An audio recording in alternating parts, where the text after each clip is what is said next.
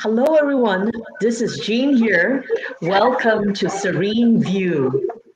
Now, I'm a guest co host today, and I would like to ask you the year 2020, was it a year of accelerating changes? I'm sure you agree with me that the year 2020, many of us were experiencing these changes on a personal note as well as at work. Without further ado, let me welcome Serene, the founder of Serene View, to this chat. Serene, Hi, Jean. Hello. Oh, hi. speaking of accelerating change, just think about last Thursday, I experienced accelerating change. My son's school just called and said, hey, your son has a fever, come and pick him up. I was in the middle of a client meeting. I had to drop everything, pick him up, bring him to the clinic. And he didn't have a fever at the clinic, but they still gave him 5 days stay home notice. Now, 5 days means Thursday, Friday, Saturday, Sunday, Monday. And that meant me and my husband had to cancel everything for 5 days. We couldn't leave the house. We couldn't do anything. We couldn't go to work. We couldn't meet clients for 5 days. So the speed at which it changes and the speed at which changes knock on each other was, yes, very accelerated. Have you experienced this in your last year as a business leader? Serene, this is becoming a common thing because when you talk about someone being sick, someone having the flu, the fever, that is the red light, going off. So these are things that is already a common part and parcel of our life. But in organizations, we are experiencing changes, and I'm sure you have seen many organizations facing the same thing too. Could you share with us some of the things that you have seen? Yes. So we're having a real issue. Some issue with the sound. Okay. So we're having a real issue now in organizations in Singapore with two main issues. One is anxiety, the other one is depression. So rates of anxiety and depression at the workplace has been increasing. I do, as you know, workplace health for many organizations, and this has been a big issue for them because it's been one full year of way too much change, and that is taking a real toll on people's mental health. So, what are the recommendations you have? Because I'm sure you work with wellness in organizations that you can share with us some tips. Yes. So the first thing is, if this is what you look like at work, then the first thing you need to do is know what is your end game. Like, know what is the point of doing all of these. At the end of the day, what are you really trying to do? Is it keep the business afloat? Is it contact your clients? Just know that and keep that in mind. That's the first thing. Okay, very good. So, know your objective, the business objective. Be Yes. very clear with your goal. Now, what about the second one?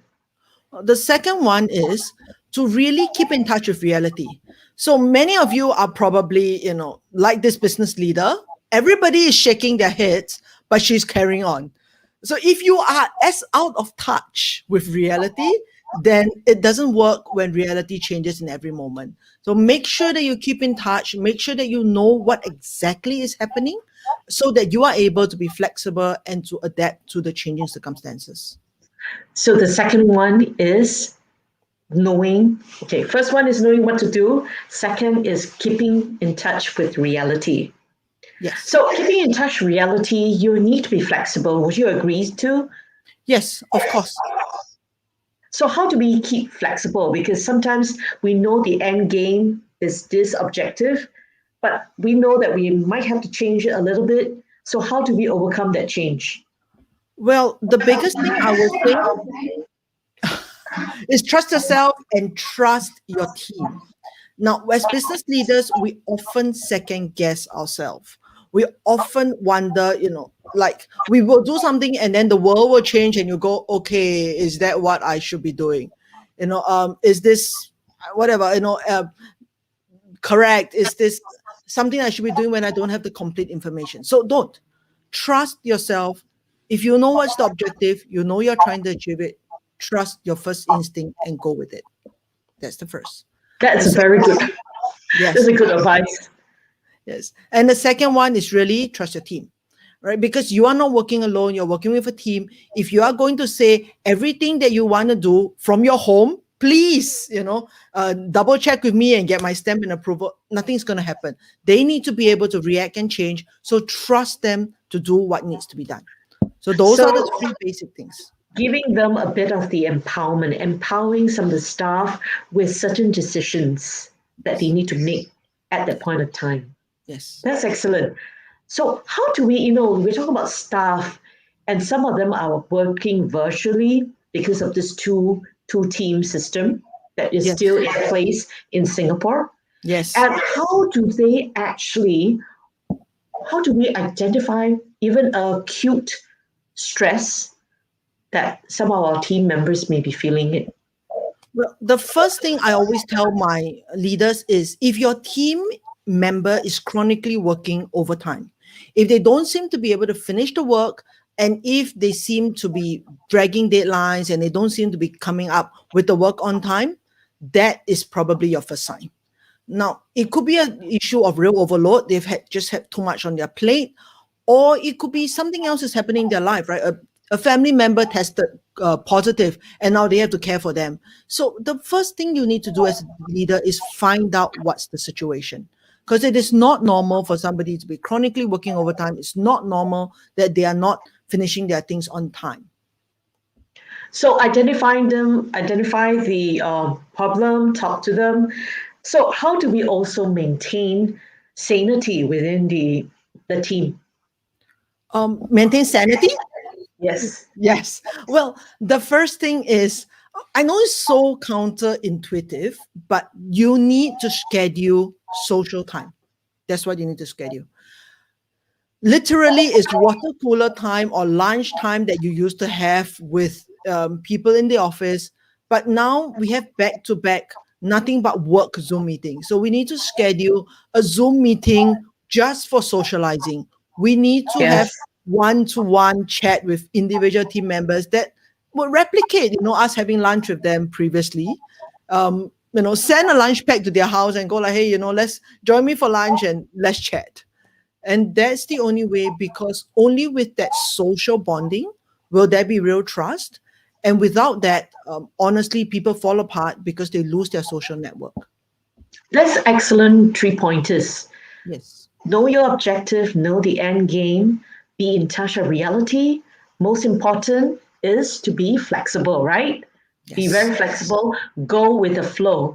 And Yes. third, trust yourself. Yourself is very important, your instinct, and your team, empowering them with the necessary empowerment to make certain decisions. Yes. Now that you have shared with us some of this coping um, techniques and everything, is there some form of a checklist that a Oh, business yes. leader can follow Uh, through? so just drop a comment yes into the comment box below, and I will PM you a checklist. Literally, it's just a checklist of what are the steps that you need for each of these 3 pointers. And you can check yourself off yes or no and see whether there's something that you could do better in terms of coping or dealing with accelerated change. I'm sure that many people would love to chat on a personal note with yourself and says, Serene, I have this problem, and they would not be comfortable to say it on the comment box. Could they PM you too? Yeah, sure. Please PM me if you have these issues within your organization or even for yourself as a leader. Oh, great. Serene, now I'm sure you'll have in line another topic for Serene View. Yes. What is the next topic that you have?